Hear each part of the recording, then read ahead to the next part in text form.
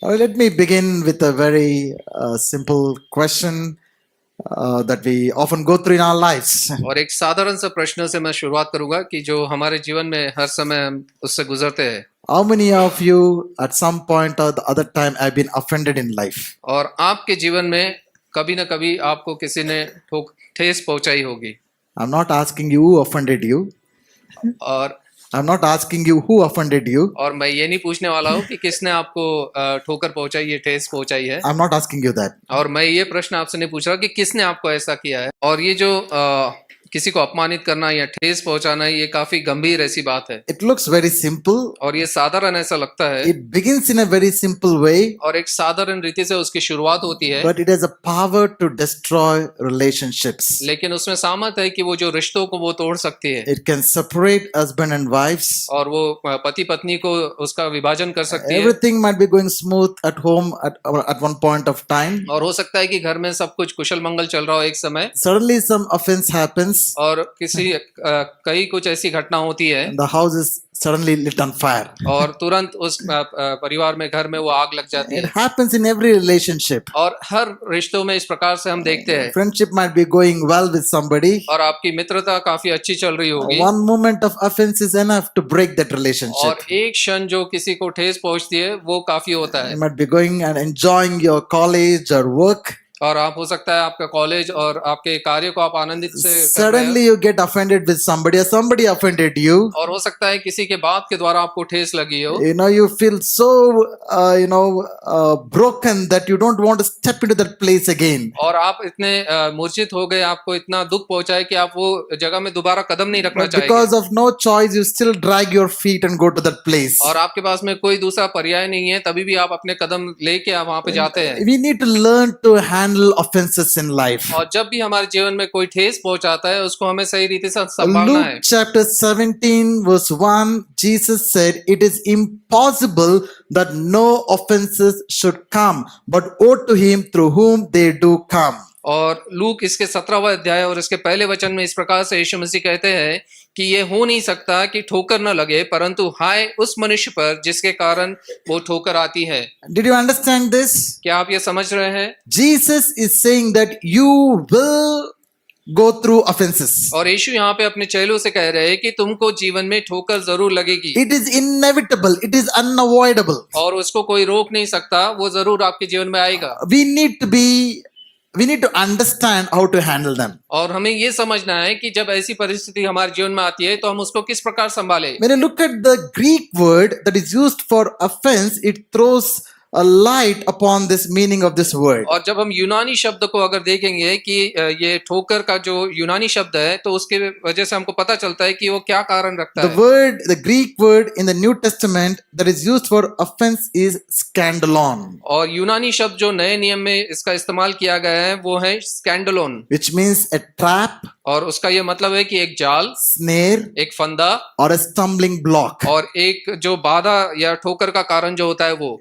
Offense traps your life. और जो ठेस जो पहुंचती है उसके द्वारा हमारे जीवन में एक जाल जैसा वो बन जाता है। It traps you into bitterness and unforgiveness. और वो हमारे जीवन में कड़वाहट और अमाफी को लेके आता है। It sucks the joy and peace out of your life. और हमारे जीवन में से आनंद और शांति को वो निकाल लेता है। It is like a stumbling block that make you stumble, will not allow you to go forward in your life. और वो इस प्रकार का एक बाधा का कारण हो जाता है जिससे हम ठोकर खाते हैं और उसके वजह से हम आगे नहीं बढ़ It will सकते। separate you from people and even God. और वो हमको लोगों से और प्रभु से भी दूर कर देता So है। this evening I want to draw your attention about how to handle these inevitable offenses that keep happening in our life in every relationship that we are associated with. और इस शाम को मैं आपसे बताना चाहूंगा कि इस प्रकार की जो ठेस हमें लगती है, जो ठोकर हम खाते हैं, जो हम रोक नहीं सकते, उसको हम किस प्रकार से हमारे जीवन में संभाल सकते हैं। I strongly believe the key for a victorious and successful life is to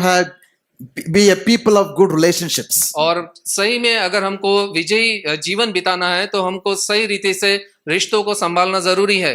More than your intellectual ability, और जितने भी हमारा ज्ञान है उससे भी बढ़कर, more than your talents, और हमारे जितने भी तालंत है उससे बढ़कर, more than your whatever you can bring onto the table, I think if you're good at handling relationships, you'll be successful in life. और आप जो भी चीज आपके सामने लेके आ सकते हैं उससे भी बढ़कर आपको आपके रिश्ते सही रीति से संभालना जरूरी है। People who are bad at relationships cannot progress in life, no matter how good and how wise and how great they are. और जो लोग रिश्तों को अच्छी रीति से नहीं संभाल सकते, चाहे कितने भी महान वो, कितने भी अच्छे क्यों ना हो, वो अपने जीवन में विजय नहीं पा सकते। Offenses will kill relationships. और जो ये ठेस जो हमको लगती है वो हमारे रिश्तों को तोड़ देता है। If you do not learn to handle offenses, you cannot be good at relationships. और अगर इन ठोकरों को अगर हम सही रीति से नहीं संभाल सकते तो हम हमारे रिश्तों में अच्छे रीति से आगे नहीं बढ़ पाएंगे। How many of you want to enjoy your relationships? और कितने लोग अपने रिश्तों को आनंद से मनाना चाहते हैं? Be it in your family,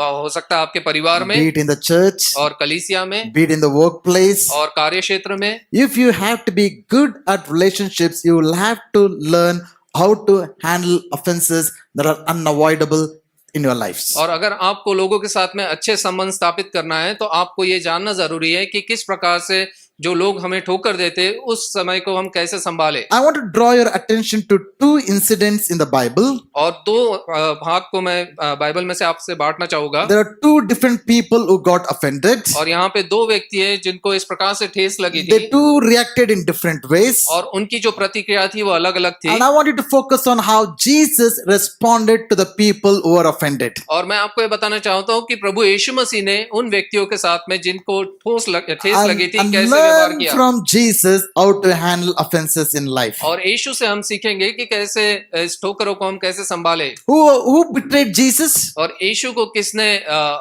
betray किया था? Who betrayed Jesus? Doka. Your किसने wife is धोखा saying. Okay, who gave Doka to Jesus? Not Dokla, Doka. Who gave Doka to Jesus?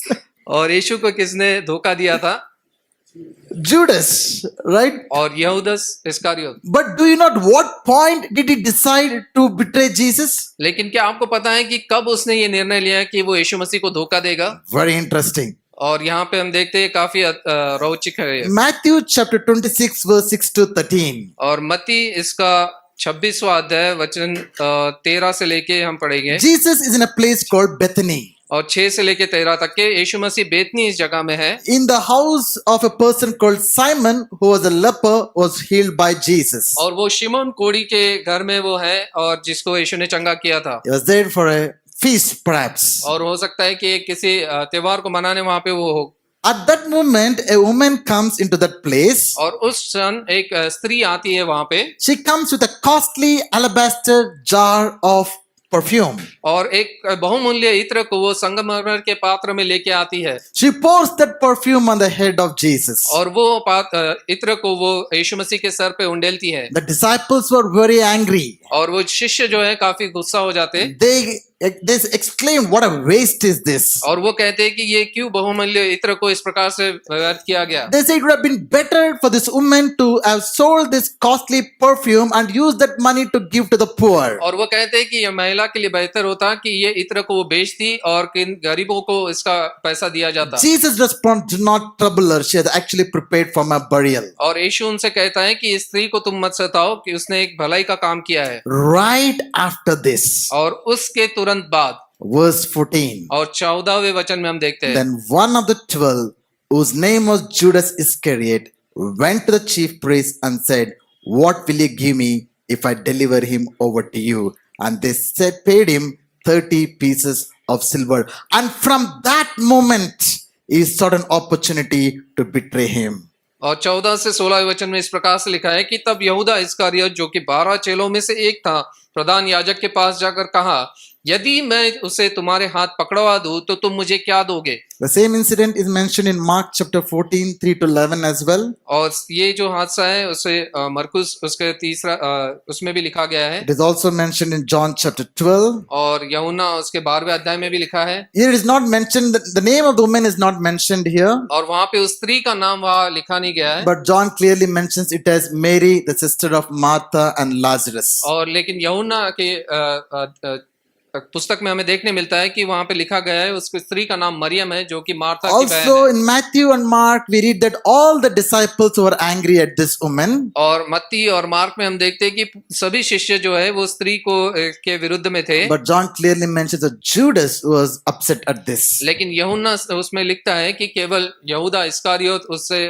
उदास था। What I want us to understand is Judas was offended by Jesus. और यहाँ पे मैं आपको ये बताना चाहता हूँ कि यहूदा जो है वो यीशु के इस कार्य के वजह से उसको ठेस पहुंची थी। It was an offense that made Judas to betray Jesus and eventually commit suicide and end his own life. और इस ठेस के कारण के वजह से यहूदा ने जो है यीशु को धोखा दिया, और उसके बाद में हम देखते हैं कि यीशु मसीह सलीब पे चढ़ाया गया और उसके बाद में यहूदा स्वयं को फांसी दे के That's why I told you offense is not a very simple hurt or feeling that we go through. It's very dangerous if you don't handle it. इसलिए मैं कह रहा हूँ कि जो ठेस हमको जब पहुंचती है या कोई हमें जब ठोकर पहुंचाता है, ये एक साधारण सी बात नहीं है। हमको किस रीति से उसको संभालना है ये काफी मायने रखता है। It poisons our mind, our thoughts, and our feelings towards people. और वो एक विष के समान में हमारे दिलो दिमाग पे वो राज करता है और इस प्रकार से कार्य करता है। I want us to look at what were the reasons why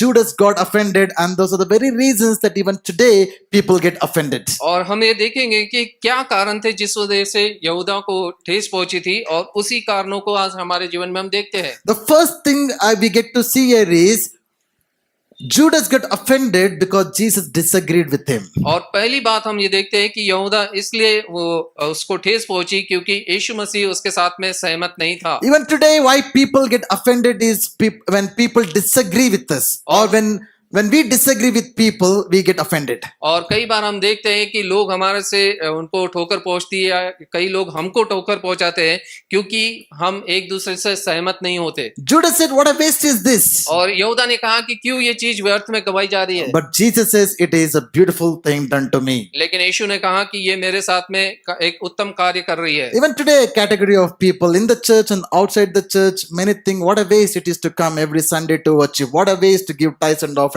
What a waste to be involved in ministry. For many people, it's a waste of time, effort, and money. और उसी प्रकार से हम देखते हैं कलीसिया में या कलीसिया के बाहर भी कई लोग इस प्रकार से कहते हैं कि ये व्यर्थ है कि क्यों हम कलीसिया में जा रहे हैं, कि ये व्यर्थ है कि क्यों हम दान दशमांश दे रहे हैं, ये व्यर्थ है कि क्यों हमारा समय हम बर्बाद कर रहे हैं। But Jesus says, "It is beautiful thing done unto me." और लेकिन यीशु मसीह कहता है कि उसने मेरे साथ में भलाई की है। Judas was offended because Jesus disagreed with his point of view. और यहूदा इसलिए वो उसको ठेस पहुंची क्योंकि वो यीशु मसीह का जो सहमति उसके साथ में नहीं थी।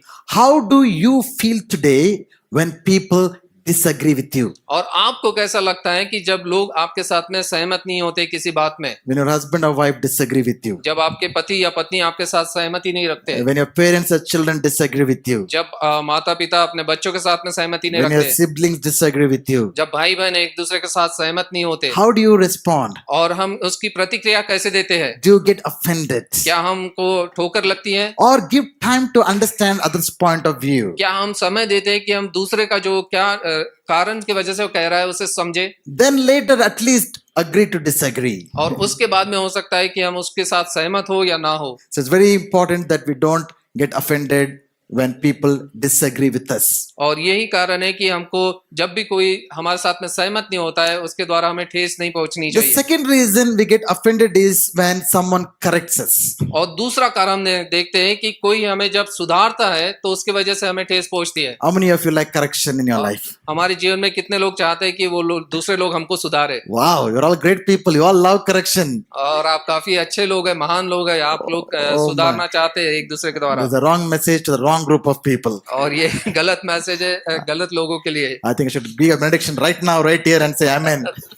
और हमें आखिरी की प्रार्थना करके आमीन कहना चाहिए। Generally, I don't know about you all, people don't like to be corrected. और साधारण रीति से अगर हम देखेंगे तो जो लोग हैं वो किसी से सुधारने की कोशिश नहीं करना चाहते। We get offended when people correct us. और हमें ठेस पहुंचती है जब कोई हमें सुधारने की कोशिश Yeah, करता है। Jesus was correcting Judas. और यहाँ पे हम देखते हैं कि यीशु मसीह जो है यहूदा को सुधार रहा है। Therefore, Judas got offended. और इस वजह से यहूदा जो वहां पे उसको ठेस लगी है। How good are we at taking correction? और हम कितने सही रीति से सोचते हैं कि अगर कोई हमें सुधारना चाहता है तो उसे हम कैसे लेंगे। How good are we at taking feedbacks? और जो लोग हमें प्रतिक्रिया देते हैं और उसका उत्तर हम किस प्रकार से लेते हैं। You know, there is this leadership author called Ken Blanchard. He had once said, feedback is a breakfast of the champion. और क्लेन ब्लैंचर्ड जो कि एक ऑथर है, उन्होंने इस प्रकार से कहा है कि जो लोग की प्रतिक्रिया है वो एक नाश्ते के समान है जो चैंपियन व्यक्ति है उसके लिए। How good, you cannot be a better person, you cannot be better at what you're doing unless you're open to feedbacks in your life. और जो भी कार्य आप कर रहे हैं उसमें और भी अगर आपको बेहतर होना है तो लोग जो प्रतिक्रिया आपको उसके बारे में देंगे वो आपके लिए अच्छी है। Please give me feedback after this sermon. और ये सरमन के बाद में आप मुझे आपकी प्रतिक्रिया दे सकते हैं, Or about anything else. और भी किसी बात के बारे में You know, we should be open to feedbacks in our lives. और हमें खुला रहना चाहिए कि जब लोग प्रतिक्रिया किसी चीज की देते हैं People उसे who लेने are के लिए। not open to take feedbacks, they will never grow, they will never change, they will never progress, they will be the same as they are in their life. और जो लोग किसी दूसरे की प्रतिक्रिया को नहीं सुनते या नहीं मानते वो कभी भी आगे नहीं बढ़ सकते, वो कभी भी स्वयं को सही रीति से आगे नहीं चला सकते। So Judas got offended because Jesus corrected him. और यहूदा इसलिए उसको ठेस पहुंची क्योंकि यीशु मसीह उसे सुधार रहा था। The third reason, we get offended when others are appreciated. और तीसरी बात हम देखते हैं कि हम लोगों को ठेस इसलिए पहुंचती है जब दूसरे लोगों की प्रशंसा की जाती है। Judas expected that Jesus would appreciate him for the wise words that he is offering. और यहूदा को ये लगा कि यीशु मसीह उसकी प्रशंसा करेगा क्योंकि उसने जो अच्छे शब्द कहे थे उसके लिए। He expected Jesus to tell Judas, what you're saying is a brilliant idea. That's what she should have done. और यहूदा ये सोच रहा था कि यीशु मसीह उससे कहेगा कि हे यहूदा तूने काफी अच्छे शब्द किया है, कहा है ऐसा ही कार्य करना चाहिए। Instead, what happens? Jesus appreciates the woman, लेकिन उसके विपरीत क्या होता है कि यीशु मसीह उस स्त्री की सराहना कर रहा है and that offended Judas. और उसके वजह से यहूदा को ठोस लगी है। Let me ask you, how do you feel when other person is appreciated in your life? और आपके जीवन में आपको कैसा लगता है कि जब किसी और व्यक्ति की प्रशंसा आपके सामने Somebody की else in जाती your है, workplace is appreciated. आपके कार्य में किसी और की प्रशंसा हो रही है Somebody else in the church is appreciated. और कलीसिया में किसी और व्यक्ति की प्रशंसा हो रही है। When others are being appreciated, what is the feeling? कुछ कुछ होता है ना? और जब दूसरों की प्रशंसा होती है तो आपको कैसा लगता है? Do you join in the appreciation, क्या आप उसकी प्रशंसा में आप सहमति रखते हैं, or शामिल do you होते हैं? feel bad about it? या आपको बुरा लगता है कि लोगों की प्रशंसा हो रही है? Here Judas was offended because he was not appreciated and the other person was appreciated. और यहाँ हम देखते हैं कि यहूदा को ठेस पहुंची क्योंकि उस स्त्री की प्रशंसा की गई लेकिन उसकी नहीं की गई। Now, how did Jesus respond to this person who was offended? और यहाँ पे हम देखते हैं कि फिर यीशु मसीह ने जिस व्यक्ति को ठोकर लगी है, ठेस लगी है, उसके साथ में कैसा व्यवहार किया। How do you respond to people who are offended by you? और आप उन व्यक्ति के साथ में कैसा व्यवहार करेंगे जिसको आपको पता है कि आपके द्वारा उसे चोट लगी है। Do we say if that person has been offended, it is his problem? क्या Let आप him go to heaven. क्या आप ऐसा कहेंगे कि उस व्यक्ति को ठोस लगी है, ठीक है, वो उस हिसाब से उसका कार्य होगा, उसको स्वर्ग में जाने दो। Did Jesus intend to offend him? क्या यीशु मसीह ने ये जानबूझ के किया कि उसको वो इसका इरादा ऐसा था कि उसको ठोस पहुंचाए? Sometimes people get offended even though we didn't mean or intend it. और कई बार हो सकता है कि लोगों को ठोकर लगेगी जब हमने ये उसका इरादा भी नहीं किया या ऐसा सोचा नहीं कि हम किसी को दुख पहुंचाएंगे। After all, he was a disciple of Jesus. Jesus could have easily told if he's got offended, it is his problem. Let him go. He did not say that, right? और वो यीशु मसीह का शिष्य था यहूदा, हो सकता कि यीशु मसीह उसको सीधे सीधे कहते कि तुझे जो ठोस लगी है वो तेरे वजह से, तू इस प्रकार से चला Look at जा। how Jesus responded. लेकिन हम देखेंगे कि किस प्रकार से प्रभु यीशु मसीह ने प्रतिक्रिया After की। few hours, Jesus is in the upper room. और कुछ समय के पश्चात यीशु मसीह उस ऊपरी कक्ष में है There he is washing the feet of the disciples. और वहां पे वो सभी शिष्यों के पांव को धो रहा है। This is the most humble act in all of history. और ये नम्रता का सबसे महत्व एक कारण है पूरे इतिहास में हमें देखने मिलता Can you है। imagine for a moment the creator of the universe, the king of all universe, bowing down and washing the feet of the sinful man? Just imagine that for a moment. और सारे संसार का जो सृष्टि करता है, मनुष्य का सृष्टि करता है, वो अपने चेलों के पैरों पे बैठ के वहां पे उनके पांव धो रहा है।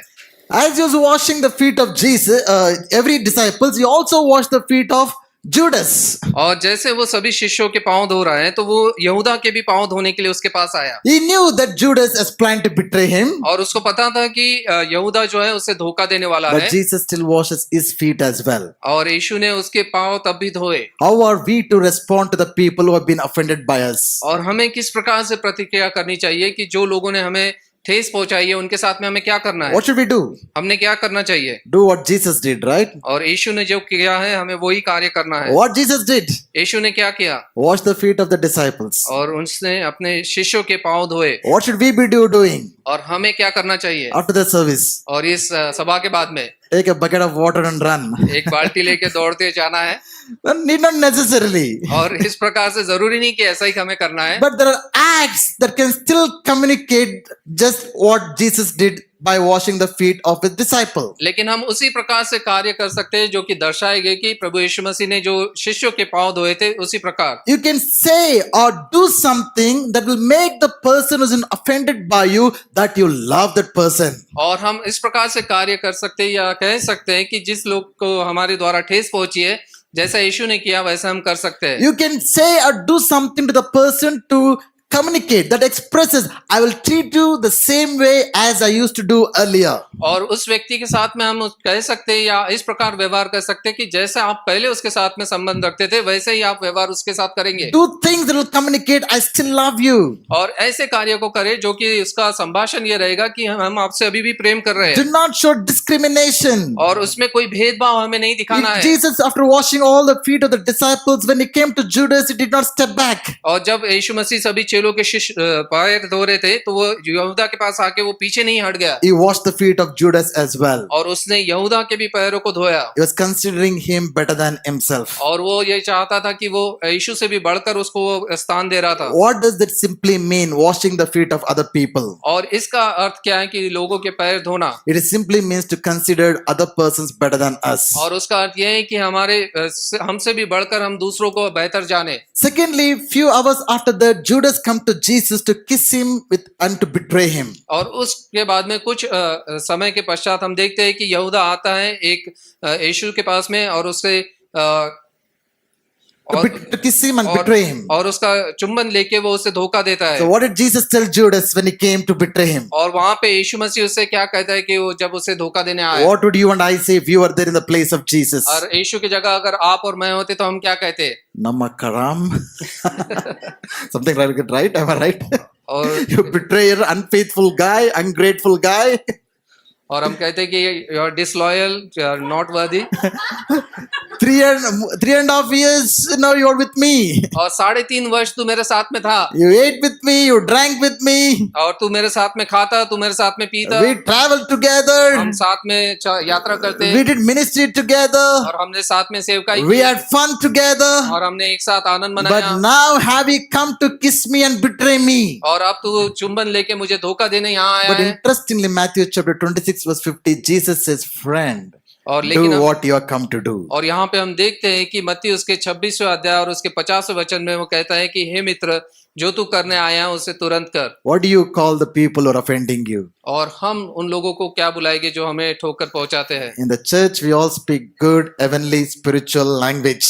और कलीसिया में हम काफी स्वर्गिक बातें हम बोलते हैं What language we use is seen at our homes and outside other places. और हमारे घर में और बाहर हम किस प्रकार से शब्दों का प्रयोग करते हैं वो देखना चाहिए You see, Jesus did not treat Judas based on who he was, but Jesus treated Judas based on who he was. और यीशु मसीह ने यहूदा को इस रीति से नहीं देखा कि वो किस कार्य को उसने किया है उस वजह से लेकिन जिस प्रकार से यीशु उसको प्रतिक्रिया दे रहा था वैसे उसने देखा We must learn to treat people not based on who they are or what they have done, but we must learn to treat people based on who we are. और हमको लोगों को इस प्रकार से नहीं व्यवहार करना चाहिए कि उन्होंने किस प्रकार से कार्य किया है या किस प्रकार से हमारे साथ में वो व्यवहार करते हैं लेकिन जैसे हम हैं हमें उस प्रकार से लोगों के साथ में प्रतिक्रिया देनी है If you retaliate in the same way what the other person has done to you, you're actually becoming like the same person. और जिस व्यक्ति ने बुरा व्यवहार जैसा हमारे साथ में किया है, अगर हम वैसा ही करेंगे तो हम उस व्यक्ति के समान बन रहे हैं। If somebody is gossiping about you,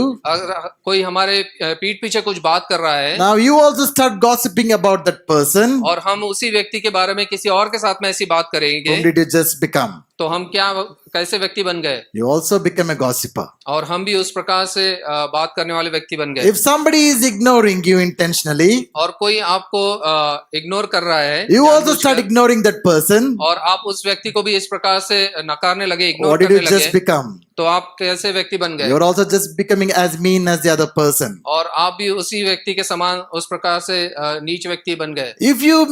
If somebody made bad fun of you, और किसी ने आपके साथ में बुरा मजाक किया है, then you also start making more bad fun about that person. और आप उस व्यक्ति के साथ में और भी अधिक बुरा मजाक करने Then you're लगे, also becoming as insensitive as the other person. और आप भी उसी प्रकार से उस व्यक्ति के समान बनते गए। If somebody disrespects you, और कोई अगर आपका अपमान करता है you also start disrespecting that person. और आप उस व्यक्ति का भी अपमान आप करते What हैं, did you just become? तो आप किस प्रकार से व्यक्ति बन You गए? also became a disrespectful person. और आप भी अपमानित ऐसे व्यक्ति बन गए। If somebody speaks rude to you, और कोई आपके साथ में गुस्से से बात कर you रहा है also speak rude to that person. और आप भी उस व्यक्ति के साथ में गुस्से से बात What did you करेंगे, become? तो आप क्या बनते हैं? You also became a rude person. तो आप एक गुस्से वाले व्यक्ति बन If जाएंगे। somebody lies about you, और कोई आपके विरुद्ध झूठ बोल रहा you है also start lying about that person. और आप भी उस व्यक्ति के विरुद्ध झूठ बोल रहे What did हैं, you just become? तो आप क्या कैसे व्यक्ति बन You गए? also became a liar. तो भी आप एक झूठे व्यक्ति आप You're बन गए। understanding, if you retaliate to other people in the same way what they have done to you, you end up becoming like that person. और जो व्यक्ति ने आपके पास जैसा व्यवहार आपके साथ किया, अगर आप वैसा ही उसका प्रत्युत्तर देंगे, वैसा ही व्यवहार उसके साथ आप करेंगे, तो आप वो व्यक्ति के समान बन You जाते हैं। see, Jesus did not respond to Judas based on who he was, what he had done, or what he deserved. He responded to Jesus based on who he was.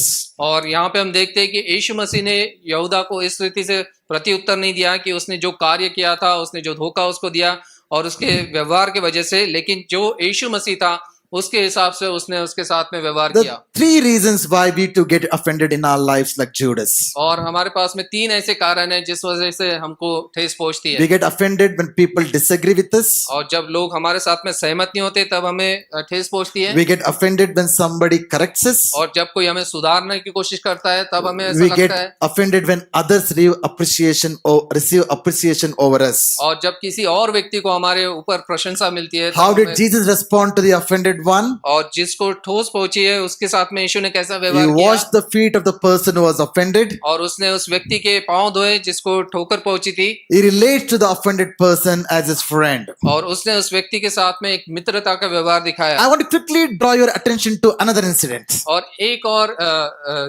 आपको एक और कहानी में बताना चाहूंगा, Learn few more reasons why we get offended और वहां से हम सीखेंगे कि क्यों हमें इस प्रकार से ठेस पहुंचती and है how do we respond like Jesus. और हम यीशु के समान कैसे उसका This प्रतिक्रिया दे story is सकते from the Gospel of Luke chapter 7 verse 18 to 28. हैं। और ये लूका रचित सुसमाचार इसका 7वां अध्याय उसके 18 से 28 वचन में हमें Here देखने is one मिलता of है। the greatest prophets to ever live on this earth. His name is John the Baptist. और यहाँ पे यूहन्ना बपतिस्मा जो कि सबसे महान एक भविष्यवक्ता था, उसके बारे में यहाँ लिखा गया है। And you won't believe he is offended by Jesus. और यहाँ पे हम देखते हैं कि उसे यीशु मसीह के द्वारा ठोकर पहुंची है। What can we learn from that? और उससे हमें क्या सीखने मिलता No है? matter how spiritual we are, और कितने भी धार्मिक हम क्यों ना हो, no matter how anointed we are, और कितने भी अभिषेक क्यों ना पाए हो, no matter how much we read the word, और कितना भी हम वचन क्यों ना पढ़ते no हो, matter how much we pray, और कितनी भी प्रार्थना क्यों ना हम we करते हो, all can get offended. और हम सबको ठेस पहुंच सकती है। If John the Baptist could get offended with Jesus, definitely we all will get offended at some other point in life. और यूहन्ना बपतिस्मा देने वाले को अगर ठेस पहुंच सकती है तो हमको भी कहीं ना कहीं हमारे जीवन में ठोकर लगेगी। The context is that John the Baptist is in the prison. और यहाँ पे हम देखते हैं कि जो यूहन्ना बपतिस्मा देने वाला वो कारागृह में है, King Herod had put him in the prison. और हेरोद राजा ने उसे बंदी गृह में डाला है। Did Jesus knew about John the Baptist being in the prison? क्या यीशु को पता था कि वो बंदी गृह में है? Definitely yes. हाँ बिल्कुल उसे पता था। because John the Baptist was a very popular person of his time. और यूहन्ना बपतिस्मा देने वाला एक काफी मशहूर व्यक्ति था उस समय का। When he was put into the prison, definitely all the newspapers, all the news, the flash news headlines would have been about John the Baptist. और जब उसे बंदी गृह में डाला गया तो हो सकता है कि हर अखबार में उसके बारे में लिखा गया होगा। Jesus would have definitely be known about John the Baptist being in the prison. और यीशु को ये पता होगा कि उसे बंदी गृह में डाला गया है। John the Baptist got offended with Jesus और इस वजह से यूहन्ना बपतिस्मा देने वाले को ठोकर पहुंची। because John the Baptist had some expectations from Jesus. और यूहन्ना बपतिस्मा देने वाले की कुछ अपेक्षा थी यीशु मसीह से। When Jesus failed to meet his expectation, he got offended. और जब यीशु मसीह उसकी अपेक्षा को पूरी नहीं कर सका तो वो उसे ठोस पहुंची। What could have John the Baptist expected from Jesus? और यूहन्ना बपतिस्मा देने वाला यीशु मसीह से क्या अपेक्षा रख रहा था? He would have expected Jesus to come and do some miracle and bring him out of the prison. और वो हो सकता है कि ये सोच रहा है कि यीशु मसीह आएगा, कुछ चमत्कार करके मुझे बंदी गृह से निकाले। Or at least gone to the prison, visit him and see him. और या कम से कम वो आके उस बंदी गृह में उससे मुलाकात ले और उसे देखे। Jesus did neither of this. और यीशु मसीह ने ऐसा कुछ भी नहीं किया। John was offended. और यूहन्ना को ठेस पहुंची। Here is another reason why we get offended. और एक और कारण है जिससे हमको ठेस पहुंचती When है। people don't meet our expectations, we get offended by them. और जब लोग हमारी जो अपेक्षा है उसको भंग करते हैं तब हम उससे ठेस हमको पहुंचती है। People get offended by us when we don't meet their expectations. और लोग हमारे द्वारा ठेस उनको पहुंचती है जब हम उनकी अपेक्षाओं को पूरी नहीं कर सकते। This would have been not a very unreasonable expectation John had. और यहाँ पे कोई ये बहुत महत्वपूर्ण कारण नहीं है इस वजह का जिससे उसे ठोस लगी है। But in any case, he was offended by Jesus. लेकिन हम यहाँ देखते हैं कि यीशु मसीह के द्वारा उसे ठोकर लगी So है। what did he do? और उसने क्या किया? He sends his disciples to go and find out whether he is the one or they have to wait for somebody else. और यहाँ हम देखते हैं कि यूहन्ना अपने चेलों को उस यीशु के पास पर भेजता है और कहता है कि सही में वही व्यक्ति है कि नहीं, कि हमें किसी और व्यक्ति की राह देखनी Can है। you imagine just few months back, few years back, he was the one who declared publicly, openly, pointing to Jesus, behold, the Lamb of God who has come to carry the sins of the whole world. और हम देखते हैं कि कुछ वर्षों पहले कि यही यूहन्ना जो बपतिस्मा देने वाला है वो यीशु के ओर देख के कहता है कि देखिए धन्य है वो व्यक्ति जो आता है जो कि लोगों के पापों को क्षमा करेगा। Now he is doubting that very person whom he had declared to be the Lamb of God who had come to carry the sins of the whole world. और यहाँ पे हम देखते हैं कि यूहन्ना उसी व्यक्ति के विरुद्ध में संशय कर रहा है कि जिसके विरुद्ध उसने कबूल किया था कि वो परमेश्वर का मेमना है जो कि छुटकारे के लिए आ रहा है। If John the Baptist could get offended with Jesus, then anybody can get offended with Jesus. और अगर यूहन्ना बपतिस्मा देने वाला अगर उसको यीशु मसीह के द्वारा ठोकर लगती है तो किसी को भी लग सकती है। If people can get offended with Jesus, definitely people get offended by us also. और अगर लोगों को यीशु के द्वारा ठोकर लग सकती है तो हो सकता है जरूर है कि हमारे द्वारा भी लोगों को कहीं ना कहीं It's ठोकर लगी हो। always good to have low expectations from people. और ये सही में मायने रखता है कि लोगों से हम ज्यादा अपेक्षा न रखें। And most of you know my spiritual mentor, my spiritual father was Pastor V.M. Sam. और आप में से कई लोगों को पता है कि वीएम सैमुअल मेरे जो धार्मिक पिता थे, He always used to tell the people who are either getting married or got married, he used to always give this wise counsel, wise piece of counsel to और them. ये बुद्धिमानी की एक सलाह वो हर व्यक्ति को देते जो कि शादी जिसकी हो गई है, शादी वो करने वाला है। He said, before you marry, expect whatever you want. और शादी से पहले आपको जो अपेक्षा रखनी है वो आप रखिए, But after marriage, forget about expectation, throw it out, accept the person. और उसके बाद में आप उस व्यक्ति से कोई अपेक्षा ना रखें, उसको आप बाहर फेंक दें, जैसा वो व्यक्ति है आप उसे वैसा ही ग्रहण करें। No, before marriage, you expect whatever you want. You are spiritually, you might have 100 points, you have written down and prayed and fasted. You expect whatever you want. और शादी से पहले आपने 100 ऐसे पॉइंट लिखे होंगे, इस प्रकार से होना चाहिए, आप उसके लिए प्रार्थना करें और ऐसी अपेक्षा रखें। But after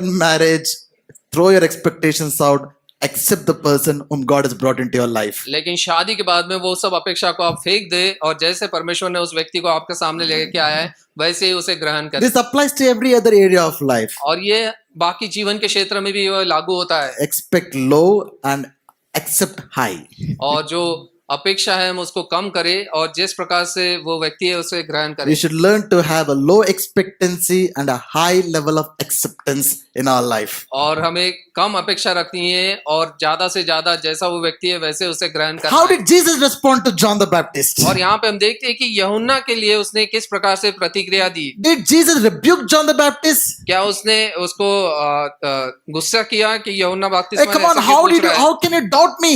और क्यों तू मुझ पर संशय कर रहा है। Did Jesus get mad at him? क्या उसको गुस्सा आया, वो क्रोधित हुआ? You'll be shocked to see that after that, Jesus actually compliments him, appreciates him, gives him the most, fantastic compliment ever given to the person in the Bible. और लेकिन हम उसके बाद में हम देखते हैं कि यीशु मसीह यूहन्ना बपतिस्मा देने वाले की उसकी प्रशंसा कर रहा है और उसको इस प्रकार से उसकी तुलना कर रहा है, ऐसे व्यक्ति की किसी से तुलना नहीं हो। Now Jesus tells him he is the greatest prophet to be born. और यीशु कहता है कि इससे महान कोई भविष्यवक्ता पैदा नहीं हुआ। Jesus tells he is out of the born out of the man, born out of the woman, he is the greatest. और जो अगर स्त्री से अगर कोई जन्मा है तो वो सबसे महान यूहन्ना बपतिस्मा देने वाला है। How could Jesus do this? और यीशु मसीह ऐसे क्यों कर सका? Because he understood the offended person. क्योंकि वो समझ सकता था कि जो व्यक्ति जिसको ठेस पहुंच रही है उसकी परिभाषा क्या है। Jesus understood the frame of mind John was in because of his present condition. और उसकी जो मानसिक जो स्थिति थी उसको वो समझ सका क्योंकि वो बंदी गृह में था। So take time to understand the people who are offended by you. और जो लोग आपके द्वारा जिनको ठोकर पहुंची है उनको समझने की आप कोशिश करें। Before criticizing the person or passing judgment on the person who has been offended by you, take time to understand that person. और इससे पहले कि हम उनको दोष लगाए या उनके ऊपर में न्याय लेके आए, इसको उस व्यक्ति को हम समझने की कोशिश करें। Jesus gave clarifications to the offended one. और जो व्यक्ति जो आया था उसको उसने स्पष्टीकरण दिया। He healed the people then and there itself. और वहीं पे उसने लोगों को चंगा किया। He told the disciples who had come, go and tell John what you have seen and heard. और यूहन्ना के जो शिष्य आए थे उनको उसने कहा कि देखो जो आपने देखा है वो जाके यूहन्ना को बताओ। What is Jesus doing? और यीशु क्या कर रहा है? He is giving clarifications. और वो वहां पे स्पष्टीकरण दे रहा है। Before you start assuming and imagining so many non-existent things, always clarify things with the people who have been offended by you. और इससे पहले कि जो चीजें नहीं हुई उसके बारे में आप सोचने लगे कि वो व्यक्ति ऐसा सोच रहा है, ऐसा कर रहेगा, हमें अपना स्पष्टीकरण देना जरूरी है। Even in the judicial system in India and all across the world, I hope most of the countries in the world, they follow this simple philosophy. और जो न्याय संशोधन है उसमें इस प्रकार से कार्य किया जाता है। Nowadays it is being disregarded, but nevertheless, this is the philosophy that judicial courts all across the world claim to hold on to. और न्याय प्रणाली में इस प्रकार से हम देखते हैं कि लोग कार्य करते हैं। That is, a person is innocent until he is proven guilty. और वो व्यक्ति जब तक के उसको दोष उसका स्थापित नहीं होता है तब तक के वो निर्दोष ठहराया जाता है। A person is innocent until he is proven guilty. और वो व्यक्ति निर्दोष ऐसा कहा जाता है जब तक कि उसका दोष स्थापित नहीं होता। But what do we do? लेकिन हम क्या करते हैं? We declare the person in the first step as guilty और लेकिन हम उस व्यक्ति पे पहले से ही हम दोष लगा देते हैं और कहते हैं कि ये दोषी है until the person is proven innocent. और जब तक कि वो व्यक्ति निर्दोष नहीं ठहराया जाता। Many times I want us to understand even what we see might not be reality. और कई बार जो हम देखते हैं हो सकता है कि वो सत्य ना हो। So it's time to sit down and talk, understand, clarify before getting offended. और इससे पहले कि हम उसके साथ में बैठे और उससे वार्तालाप करें और अपनी सफाई दे और समझे कि वो व्यक्ति को किस वजह से ठेस पहुंची Proverbs है। 19:11 says, "Good sense makes one slow to anger, and it is his glory to overlook an offense." और नीति वचन उसका 19वां अध्याय और 11वें वचन में हम देखते हैं कि जो मनुष्य बुद्धि से चलता है वो विलंब से क्रोध करता है और अपराध को भूलना उसको शोभा देता है। It is for our glory that we learn to overlook an offense. और ये हमारी महिमा के लिए, हमारी शोभा के लिए, जब लोग को ठेस पहुंचती है या जो हमको अपराधी कहते हैं उनको हमें भूल देना If चाहिए। you're always trying to find fault and mistakes at people, guess what? You will find it. और अगर हम लोगों की हर समय गलतियां खोजते रहे और ये देखे कि उन्होंने कहाँ गलत किया है तो हम उसे जरूर पाएंगे। But you're called to people to overlook those mistakes and offenses and move on. और जब हम उन लोगों की उस गलतियों को अनदेखा करेंगे और उनको ठेस नहीं पहुंचाएंगे तो हम वो लोगों को जीत What are लेंगे। we learning this evening? और इस शाम को हम क्या सीख रहे हैं?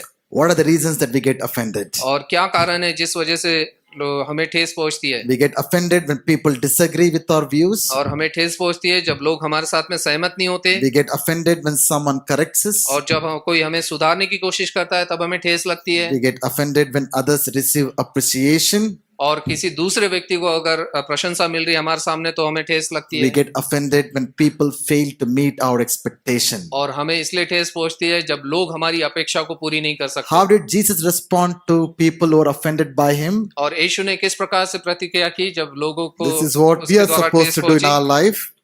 और यही हमारे जीवन में भी होना चाहिए। Jesus washed the feet of the offended person. और यीशु ने उस व्यक्ति को जिसको ठेस पहुंची थी उसके पांव को धोया, Jesus relates to the offended as his friend. और जो व्यक्ति को ठेस पहुंची थी उसे वो अपने मित्र के समान वो कहता है, Jesus understood the offended. और जो व्यक्ति को ठेस पहुंची थी उसको वो समझा कि वो क्या कारण है, Jesus gave clarifications to the offended. और यीशु ने अपना स्पष्टीकरण भी दिया कि किस वजह से उसे ठेस पहुंच रही है। If you practice these things, और इस चीजों को अगर हम कार्य में लेके आएंगे you will live an offense-free life, offense-proof life. तो हम किसी को भी ठोकर नहीं पहुंचाएंगे और किसी से भी हमको ठेस नहीं And लगेगी। I can't tell you how joyful and or happy our relationships can be, our homes can be, wherever we go.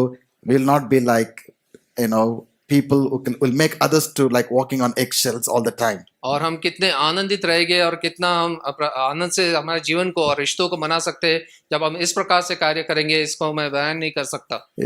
Let us become people who will not take things offensively, but leave it to the Lord for deal with those people. और हम उन चीजों को अपने हाथ में ना ले और ऐसा ना कहे कि इसने मुझे ठोकर पहुंचाई है, लेकिन वो सब चीजें हम प्रभु के हाथ में थे। And I like what somebody said. I know who said it. It's often said that nobody can offend you without your permission. और किसी ने इस प्रकार से कहा है और मुझे काफी अच्छा लगता है कि कोई भी आपको ठेस नहीं पहुंचा सकता जब तक कि आप उसको अनुमति ना दे। Think about this. और इसके बारे में सोचिए, Next time when you get offended अगर कोई आपको दोबारा कोई ठोकर दे रहा है by somebody, और किसी के द्वारा आपको ठेस it लग रही है, is you who are given permission to be offended. तो आपने उसको अनुमति दी है कि वो आपको ठोकर पहुंचाए। There are choices before you when और you get आप- offended. और आपके चुनाव आपके सामने है, Either to respond like Jesus तो यीशु के समान आप प्रतिक्रिया करें or allow the offense to take root in your life. या उस ठोकर को आप अपने जीवन में जड़